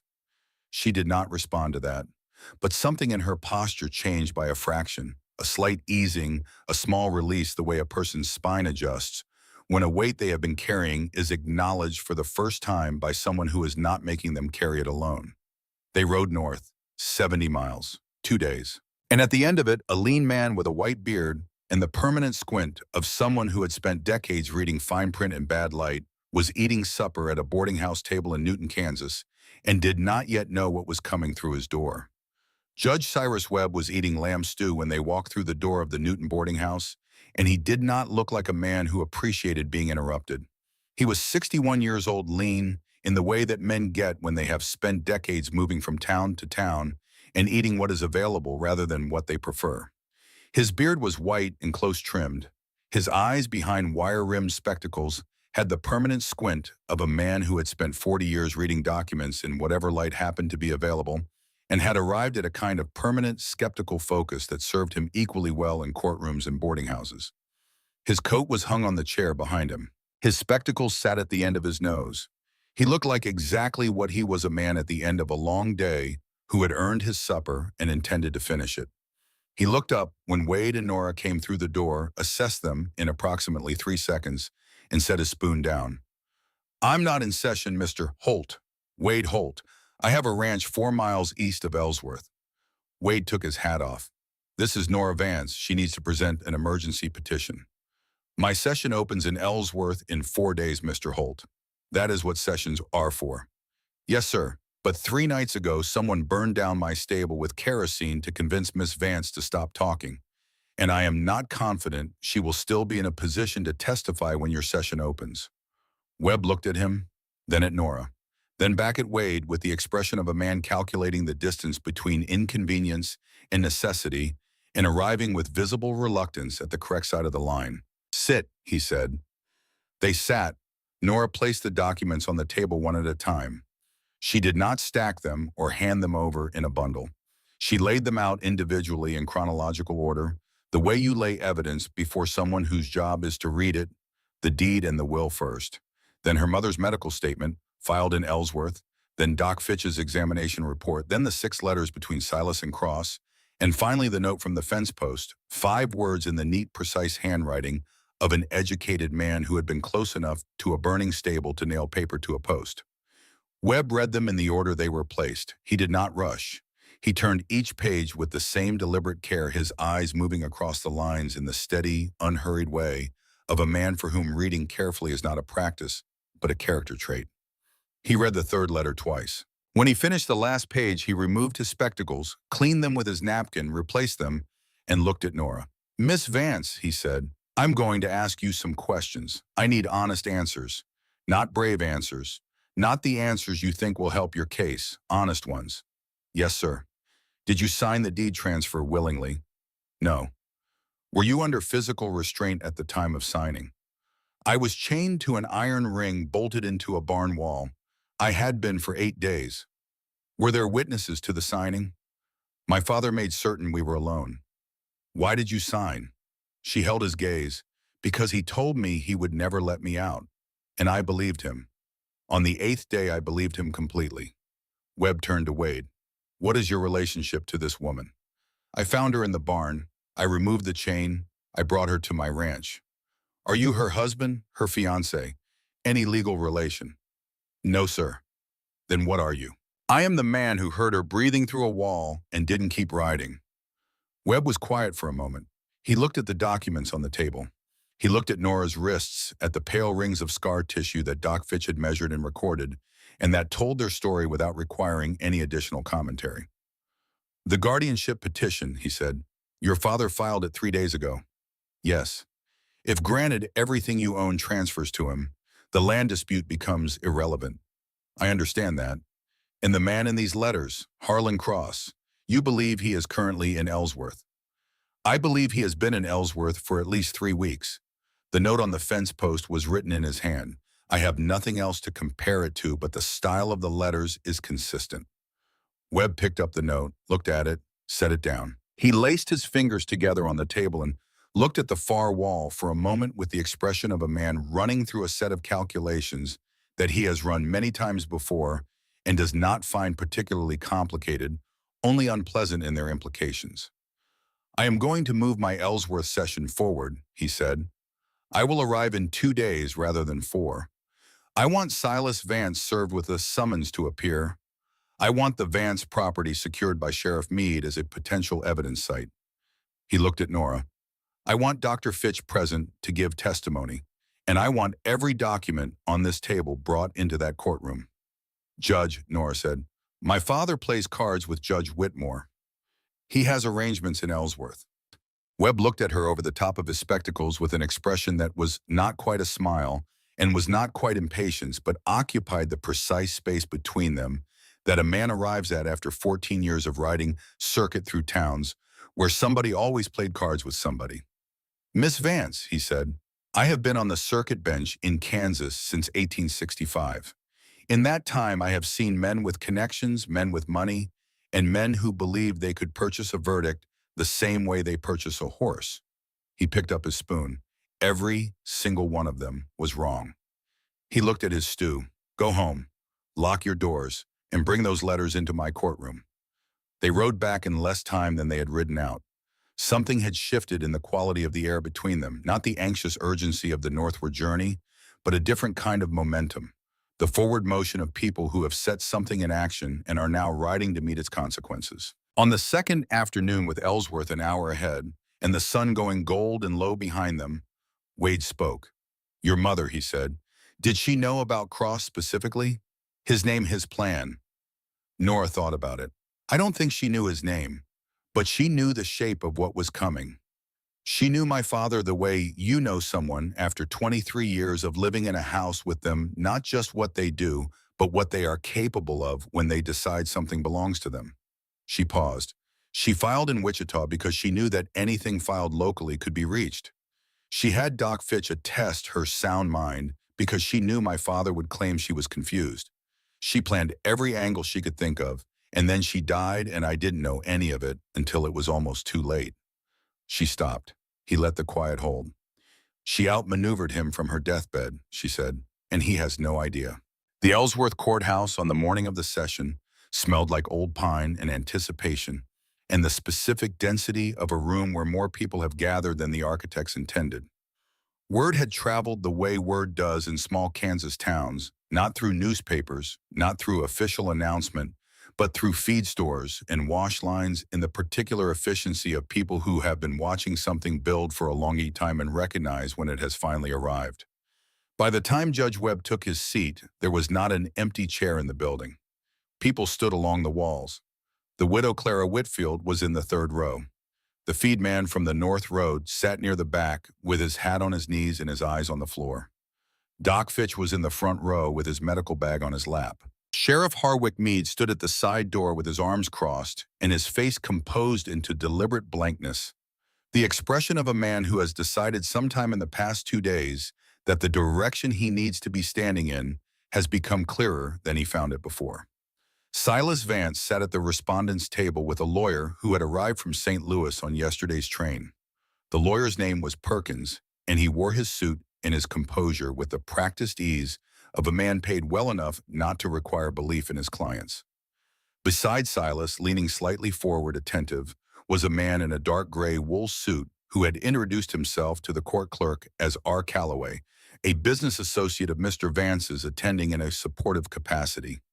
Harlan Cross had not changed his clothes since Wade had last seen his handwriting on a fence post. Nora walked in first, the borrowed dress, the pinned hair, the steady hands. She did not look at her father when she passed his table. She looked at Webb and walked to the petitioner's table and sat down and folded her hands and waited. Wade came in behind her. Clean shirt, no rifle. The rifle was on the wagon outside, which was as close as he was willing to let it be. He sat in the row directly behind Nora, and he did not say anything, and he did not look at Silas Vance because the thing he might do with his hands if he looked at Silas Vance for too long was not compatible with the requirements of a courtroom. Clem Briggs came last, hat turning in his hands, walking with the careful, deliberate pace of a man approaching something he knows will cost him something and has decided to pay regardless. Webb called the session to order without ceremony. He read the case number, stated both filings, and looked up. Miss Vance, you filed first. You speak first. Nora stood. She set her palms flat on the petitioner's table. She straightened her spine the same way she had straightened it in that barn on the morning a cowboy pried 3 boards off a door and let the light in. And then she said in a voice that did not waver, once the same voice that had said my father 3 times a day, the same voice that had been formed under pressure and had come out harder than it went in, Your Honor, I am not confused. I am not hysterical. I am the woman my mother raised, and I am asking this court to hear what my father did in the dark. The courtroom went very still. Then she told it. From the beginning, without drama, without the particular performance that fear or anger can introduce into testimony, just the facts placed end to end, in the order they occurred, the way her mother had organized things, the way the evidence had been arranged on a boarding house table 2 nights ago. The barn, the chain, the 8 days before she signed, the 3 days after. The marks scratched into the post 3 times a day. Perkins stood twice. Webb told him to sit down twice. The second time there was a quality in Webb's voice that made Perkins sit without looking at his client first, which was the first visible sign that the lawyer from St. Louis was beginning to calculate his own exposure separately from his client's. Doc Fitch testified. He described the injuries with clinical precision, the kind of detail that a courtroom cannot dismiss or soften because it lives in specifics, the gauge of the chain link, consistent with the width of the marks, the bilateral symmetry of the abrasions that made self-infliction mechanically impossible, the pattern of the belt bruise across the upper back. When Perkins asked whether the injuries could be self-inflicted, Fitch looked at him with the measured patience of a man who has spent 23 years explaining reality to people who preferred a different version of it. You cannot chain both your own wrists to a fixed point, he said. Physically, someone else did it. Clem Briggs walked to the front of the courtroom and stood before the judge with his hat bent nearly double in his hands and said what he had seen. The crying, the water pail, the bruises through the gap in the door, the chain. He said it all, and when he was done, he said the part that cost him most, that he had heard it for 11 days before he did anything about it, that he had been afraid that he had told himself it wasn't his place.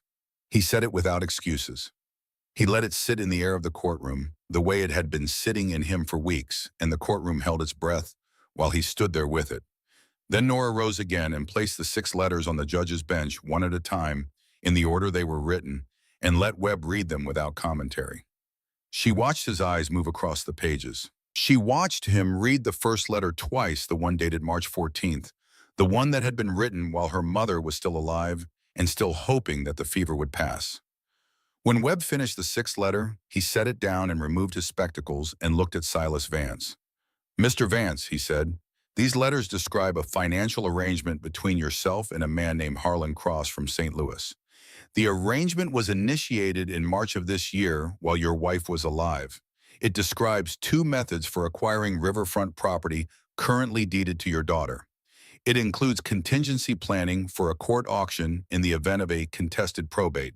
He paused. "Is that an accurate summary of the letter's content?" Silas had his hands flat on the table in front of him. His jaw was working.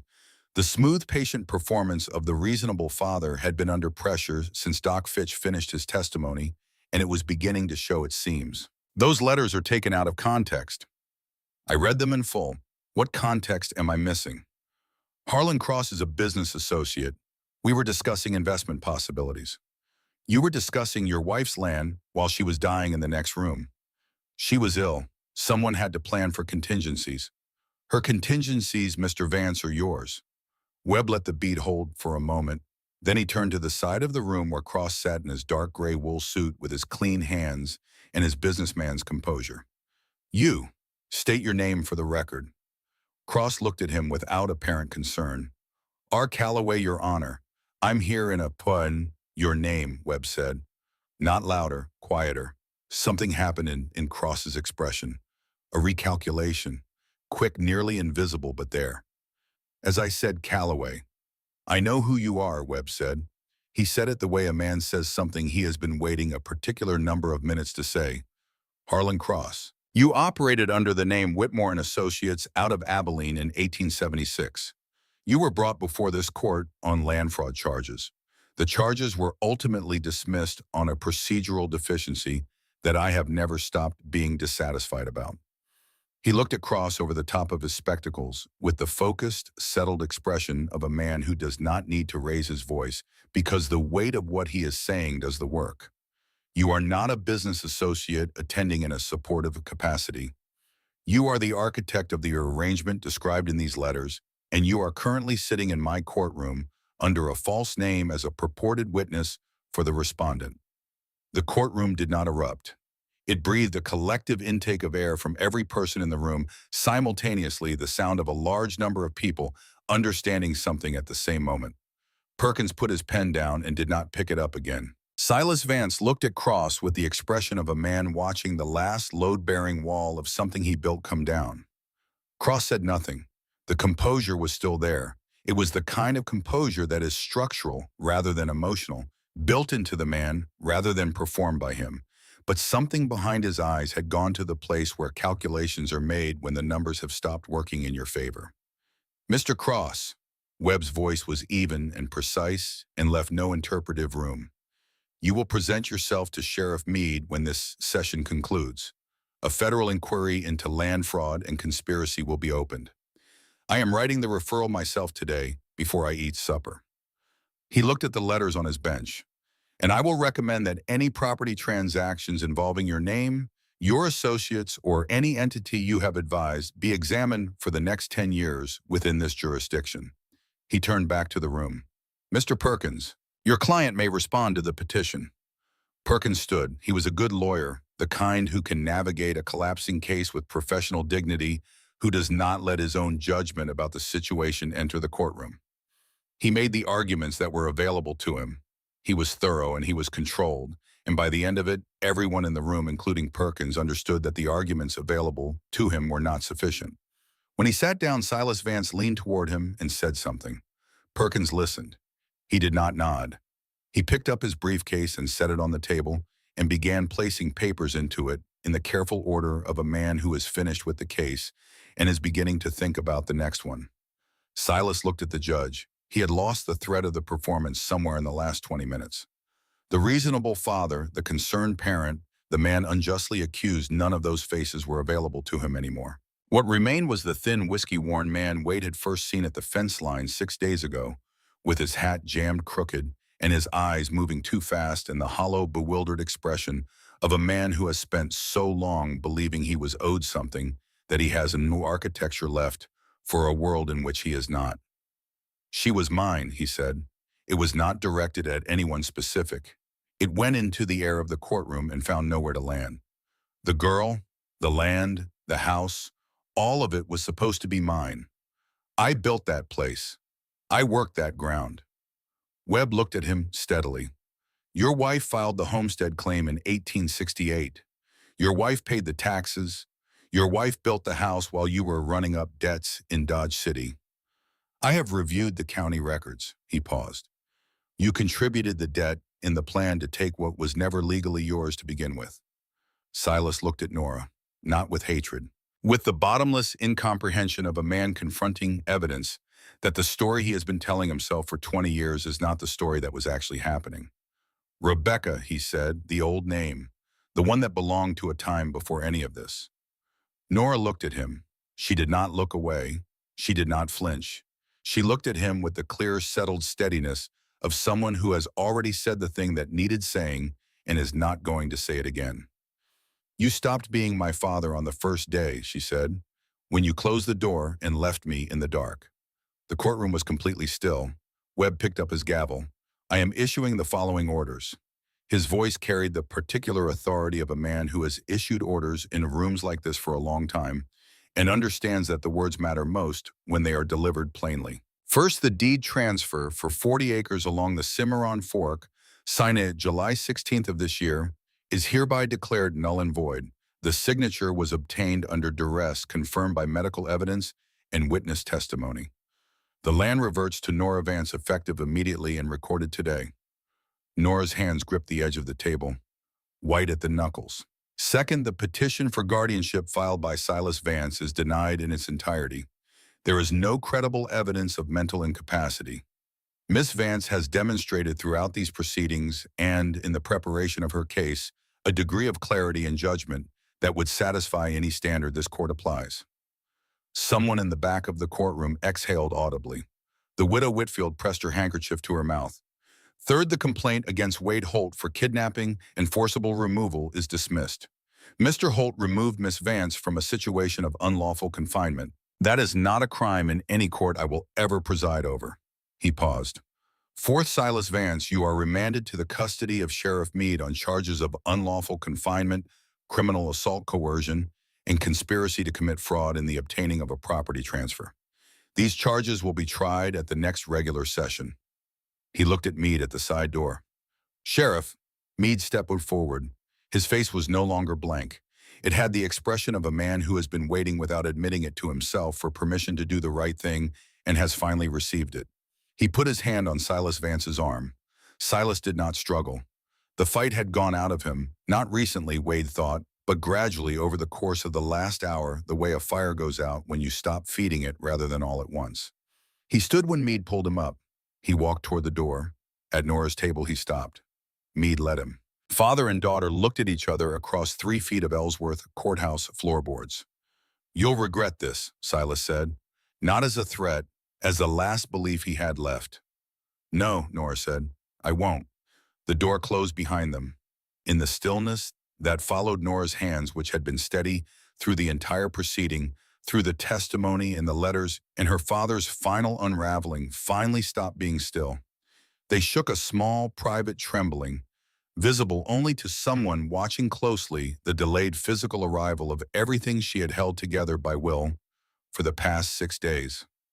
Wade watched it and said nothing and let it be what it was. Outside the courthouse on the wooden steps, she stood in the full afternoon light and breathed. Just breathed. The way a person does when they have been holding their breath through something very long and have finally arrived at the place where they are allowed to let it out. The feed man came out behind her. He stood on the step below, hat-off, eyes on the ground. He did not touch her. He said, "I heard sounds from your father's barn more than once." He stopped, started again. "I kept walking." Nora looked at him. "I know." He nodded once and went down the steps and did not look back, carrying what he was carrying, which he would carry for the rest of his life, and which was exactly what he deserved to carry. A nervous young clerk from the county records office came out next, spectacles, polished hands smoothing papers that were already straight. He had stamped Nora's counter petition 3 weeks ago with fingers that trembled the entire time. He looked at her now and started to say something, and then thought better of it and simply nodded once and went back inside. Some acknowledgments do not need words. The land question was not entirely settled by the gavel. The bank lien of $600 against the Cimarron Fork property remained filed against the deed in Dodge City before Margaret Vance's death, a debt she had not known about, and that now came due against a 19-year-old woman with no money and 40 acres of riverfront she could not afford to keep. Wade solved it the way he solved most things, by identifying what was practical and doing it without making a speech about it. His herd was 60 head of cattle. The Cimarron Fork had the best water access in 3 townships. He had been using the river grazing informally the way everyone in the area had, because Silas Vance had not thought to charge for it. Water rights, he told her the week after the trial. They were at the kitchen table in her mother's house, her property, her name on the deed. $5 a head per season for access to the fork. My herd alone is $300 a year. 2 more ranchers and you clear the bank debt in 2 seasons and have income left over. She looked at him. "You've been grazing that land for years. Without permission. It's your water and your land, and that's how things ought to work. You would pay me for water you've been getting free." "Yes."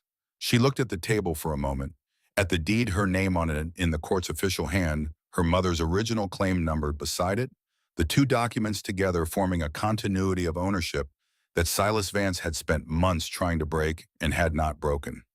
When she looked up, something had settled in her face that had not been there before. Not peace exactly, because peace takes longer than a week to arrive after what she had been through, but its precursor, the particular stillness of a person who has stopped waiting for the next blow. "My mother would have liked you," she said. "From what I've learned about her." Wade said, "I'd have liked her. She was tougher than me." "I doubt that considerably." Hank Dawson, a cattleman from the north end of the county, rode to the property the following Tuesday. He sat his horse in the yard and turned his hat in his hands and said he'd heard about the water leasing arrangement, and he ran 80 head of longhorn, and his creek had been dry since June. He paid the first season up front $400 in cash and shook her hand with the weight of a man who has something else he needs to say and is not sure how to say it. He said it anyway. "My back fence runs along your father's property. I heard sounds at night, and I told my wife they were coyotes." He stopped. "They weren't coyotes." Nora gripped the axe handle she had been holding when he rode up, not in anger, in the way you hold something solid when the ground shifts. "You want to lease water rights or confess, Mr. Dawson?" "Both, I reckon." "Sign the paper and bring your cattle through the east gate. The confession I'll take for free." A girl appeared at the gate in late August, 16, maybe 17, sunburned and thin on a mule that had seen better years, with everything she owned in a bag tied behind the saddle, and eyes that were older than her face by a decade in either direction. She stood at the fence and looked at the house for a long time without knocking. Nora was splitting firewood when she saw her. She set the axe down. She did not go to the gate immediately. She stood and looked at the girl looking at the house, and she recognized the specific quality of that stillness, the paralysis of someone who needs something desperately and is not sure whether needing it loudly will make it less available. She had stood in that exact stillness herself, more than once. She knew its weight. She opened the gate. "Come inside," she said. "I'll fix you something to eat." The girl's name was Willa Pratt. But she was from Missouri, a farm that was no longer hers, heading nowhere specific, because specific destinations require someone to be going towards you, and there was no one going toward her. She ate at the kitchen table the way Nora had eaten at Wade's kitchen table 6 weeks ago, slowly, with the careful deliberateness of someone whose body is relearning what it feels like to be fed without conditions. Nora sat across from her and did not rush her and did not ask questions until the plate was empty. "You can stay," Nora said. "Tonight, longer if you want to work for it." The girl looked at her. "Why?" "Because 6 weeks ago I was chained to a wall in a barn 30 feet from where you're sitting. And the reason I'm not still there is because a stranger heard me breathing and didn't walk away." She paused. "I intend to keep that debt moving." Willa Pratt put her head down on the table and cried the way people cry when they have been not crying for so long that the effort of not crying has become its own exhaustion, the complete, graceless, undignified release of someone who has finally arrived somewhere it is safe to fall apart. Nora sat beside her and did not touch her and did not tell her it would be fine and did not look away. She simply stayed in the room, which was the only thing that was needed and the hardest thing to find. By October, the house had a name. It came from Willa, who burned 2 words into a piece of pine board with a heated nail and nailed it above the front gate on a Tuesday morning without asking permission or making an announcement. "Open door." Wade saw it when he rode over that afternoon with lumber he had not been asked to bring. He read it from the road. He sat his horse for a moment, looking at the 2 words above the gate, and something moved through him that was not quite a feeling. He had a name for something that happened when you recognize that a place has become what it was always going to be. Nora came out of the house and stood on the porch. "I didn't ask for lumber," she said. "I didn't ask if you wanted it." He climbed down and untied the first board from the wagon. "You've got 4 women and a child in a house built for 2. You need a room. I can't pay you for it." "I know." He set the board against the house and went back to the wagon. "Consider it a water rights bonus." She watched him work. He built the way he did everything, without ceremony, without commentary, focused entirely on the task in front of him, moving from one step to the next with the quiet competence of a man who learned long ago that the work itself is enough justification. The brown leather vest had a new scorch mark along one edge from the stable fire that he had not tried to hide or repair. It was simply part of the vest now, the same way the tear at the left hem had always been part of it. "People are talking about us," she said. "I expect they are. Clara Whitfield told me the women at the church circle think we're—" She paused. "Together." He drove a nail. Did not look up. "Does that bother you?" "It bothers me that they assume the only reason a man helps a woman is because he wants something from her." He set the hammer down and looked at her, then with a steady, quiet attention that was simply how he looked at things he was trying to see accurately. The afternoon light was going amber across the Kansas grass behind him. "Maybe they're not entirely wrong," he said, "about the alternative." She did not move. The air between them shifted with the particular weight of a thing that has been present for a long time and has finally been named. "I'm not ready," she said. "I know. I may not be ready for a long time. I know that too. And when I am ready, if I am, it will be because I chose it, with my own voice, on my own ground." She held his gaze. "Do you understand the difference between that and the other kind?" "Yes, ma'am, I do." "Good." She came off the porch and picked up a board from the pile. "Show me how to nail this straight." He showed her. She nailed it straight on the first try and handed him back the hammer without comment. November came in cold off the prairie. 11 women passed through open door between September and January. Some stayed a week, some stayed a month. 2 stayed permanently. Willa Pratt, who turned out to have a gift for numbers and began keeping the property accounts with a precision that made Nora trust the books completely. And Charlotte Ames, who had arrived from Wichita with a 3-year-old boy named James and who baked bread that people rode 6 miles to buy, a fact that began as a rumor and became an economic arrangement that helped pay down the bank lien faster than projected. James Ames took to following Clem Briggs around the property with the single-minded devotion of a very small person who has decided without consulting anyone that a particular adult is their person. Clem, who had no experience with children and no particular philosophy about them, managed this development by ignoring it for 2 weeks. And then on a cold November morning, picking the boy up and setting him on his shoulders to check the east fence line without being asked or explaining himself. He did not explain himself afterward either. He just showed up the next morning and the morning after that, and James showed up too. And after a while, it was simply a fact about how the property operated, like the water rights arrangement and the bread baking and the sign above the gate. One afternoon in late November, Wade came over to repair a fence post on the shared boundary, and Nora brought him coffee, and while he worked, she noticed that his left hand, which usually held the board steady, was bare.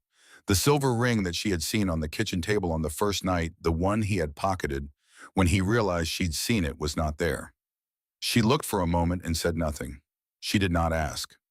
Some things a person puts away when they are ready, not when they are told to, and the asking would only diminish what it meant that he had done it on his own. On the first day of November at the east fence line between Wade's property and Nora's, where the shared boundary had become less a line than a habit of meeting in the middle, Wade Holt looked at a fence post he was mending and said without preamble or particular ceremony, "Marry me." "No," Nora said. "All right." He went back to the post. She stood. He worked. The November wind moved through the dry grass on both sides of the fence. "Ask me in spring," she said. He looked up. "Why spring?" "Because by spring, I will have managed a full winter on my own land, with my own money and my own name on the deed. I will have paid the first installment on the bank debt. I will have made it through everything that needed to be made through without needing to be held up." She looked at him directly. "And when I say yes, if I say yes, it will be because I want you. Not because I am still finding my feet and you happen to be the closest solid ground." She paused. "That is a different thing entirely, and you deserve the different thing. So do I." He drove the last nail into the post. "Spring it is," he said. He kept his word. He did not ask again until the first week of April, when the Kansas grass was coming back green at the roots and the cottonwoods along the fork were putting out leaves, and the morning air had stopped carrying the metallic cold of winter and started carrying the particular freshness of a season that has decided to begin. He was standing on the porch of Open Door. Nora had come outside with coffee.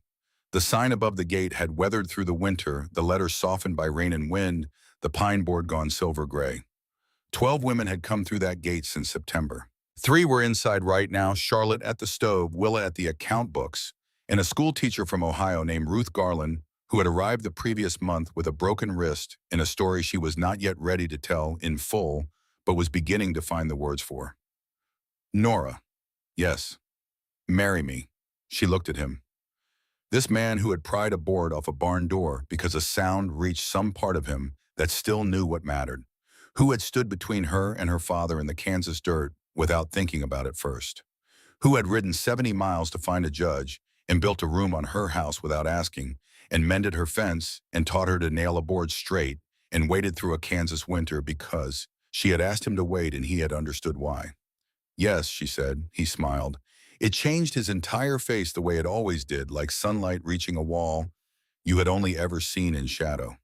"3 conditions," she said. "Name them." "The land stays in my name, both properties. Mine. I wouldn't have it any other way. Open Door stays open. Always. Whatever else changes. It stays open." She looked at him for a moment. The last condition was the one that mattered most, and they both knew it, and she said it clearly without softening it, because it needed to be said clearly. "You never lock a door I am standing behind." He took her hand. Her wrist where the iron had been was smooth now. The marks were gone. The skin had healed the way the skin does not, by forgetting the wound, but by growing stronger through it, denser at the scar, harder to break in the same place twice. "I will never lock a door you are standing behind," he said. "And if anyone else tries, I will tear it off the hinges. That is what you did the first time. I will do it every time, for the rest of my life." And they were married in May in front of the Ellsworth courthouse, under a sky that had decided to be clear and blue and without complication, which felt like a reasonable thing for a Kansas sky to offer on such a day. Doc Fitch attended, Clara Whitfield attended, Sheriff Harwick Meade attended, and stood in the back with his hat in his hands and the expression of a man who has done better than he did before and knows it and is trying going forward to deserve knowing it. Judge Webb presided. He had not been asked to. He had simply appeared that morning, told Nora it seemed appropriate given his prior involvement, and taken his place at the front without further explanation, which was entirely consistent with everything she had come to understand about him. Clem Briggs stood as witness with James Ames on his shoulders, which had not been planned but which nobody corrected because the boy had decided this was where he was going to be, and that was generally how things worked when James Ames decided something. Willa Pratt held the flowers. She had cut them that morning from the bank of the Cimarron Fork, from the land that had a deed with Nora's name on it, filed in a courthouse that Harlan Cross would never walk into again, wildflowers growing along water that nobody had managed to take away. Nora wore her mother's dress. It had been in a cedar chest in the sewing room, folded with the careful deliberateness of someone who stores a thing they love well because they understand it will matter later. It fit perfectly. Not approximately, not nearly perfectly, as though Margaret Vance, cutting the fabric and setting the seams in a room where she had hidden letters under the floorboard and planned for a future she would not see, had known something about the shape of the woman her daughter would grow into and had sewn accordingly. Wade stood at the front of the courthouse in his blue work shirt and his brown leather vest, the scorch mark on one edge and the old tear at the left hem, and 20 years of sun and sweat worked into the leather, and he looked like exactly what he was, a man who had ridden his fence line one morning and heard a sound and had not kept riding, and who had not regretted it once in all the months since. On the courthouse steps afterward in the afternoon light, Nora stood and looked out at the town, at the feed store and the sheriff's office and the general store, at the road that ran east toward the ranch and west toward the property that had her mother's name in the records and her own name on the deed, at the flat Kansas horizon that stretched in every direction, patient and enormous and indifferent to everything that happened beneath it, the same horizon that had been there on the morning 11 days in a barn ended and a life that belonged to herself began. Nora, yes, your mother's words, the last thing she said. He stood beside her. Don't let him make you small. Yes. Did you understand it, in the end? She looked at the town at the courthouse behind her where the deed was filed and the chain was broken and the door had been taken off its hinges and never put back. She thought about Willa at the gate in August, about Charlotte's bread and Clem's shoulders and 12 women who had come through an open gate looking for something they could not name but recognize when they found it. She thought about her mother in a sewing room in February, hands shaking with fever, writing things down in a courthouse 70 miles away, because she knew her husband better than he knew himself. She didn't just mean my father, Nora said. She meant everything that tried to make me smaller than I was. Every locked door and every silence and every person who looked away from a barn full of sounds. She paused. She was telling me from the beginning what the whole of it was about. I just needed time to live my way into understanding it. He looked at her. She looked back at him. I am not small, she said. No, he said, you are not. The sign above the gate at her property read "Open Door" in letters that had gone soft with weather and would need reburning before another winter. Nora had already decided she would do it herself, not Willa this time. Her own hand, her own nail, the letters she intended to keep legible for as long as the gate was standing. That evening after the wedding supper that Charlotte had spent 2 days preparing, and that managed to feed every person who showed up uninvited, which was most of the county, Nora stood at the window of the sewing room in the last of the daylight. The room smelled like cedar and old fabric and the faint ghost of her mother's lavender soap. The floorboard where the letters had been hidden was bare now, smooth and ordinary, just a board among boards. Evidence removed and used for its purpose the way her mother had always intended.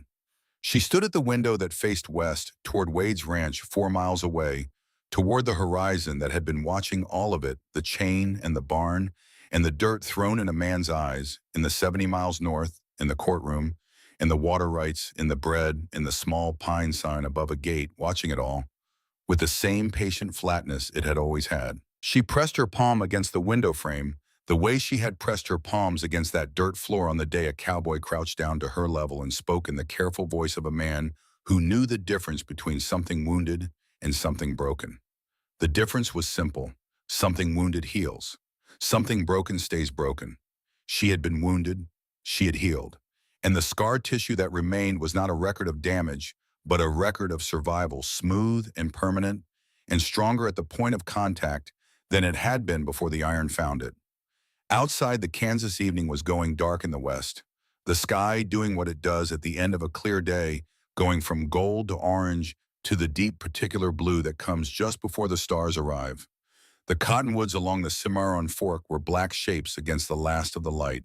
The fork itself caught a glint somewhere downstream, a flash of water moving through land that had a deed with her name on it, in a bank lien that was being paid down one season at a time, in a future that looked nothing like the one her father had planned for it.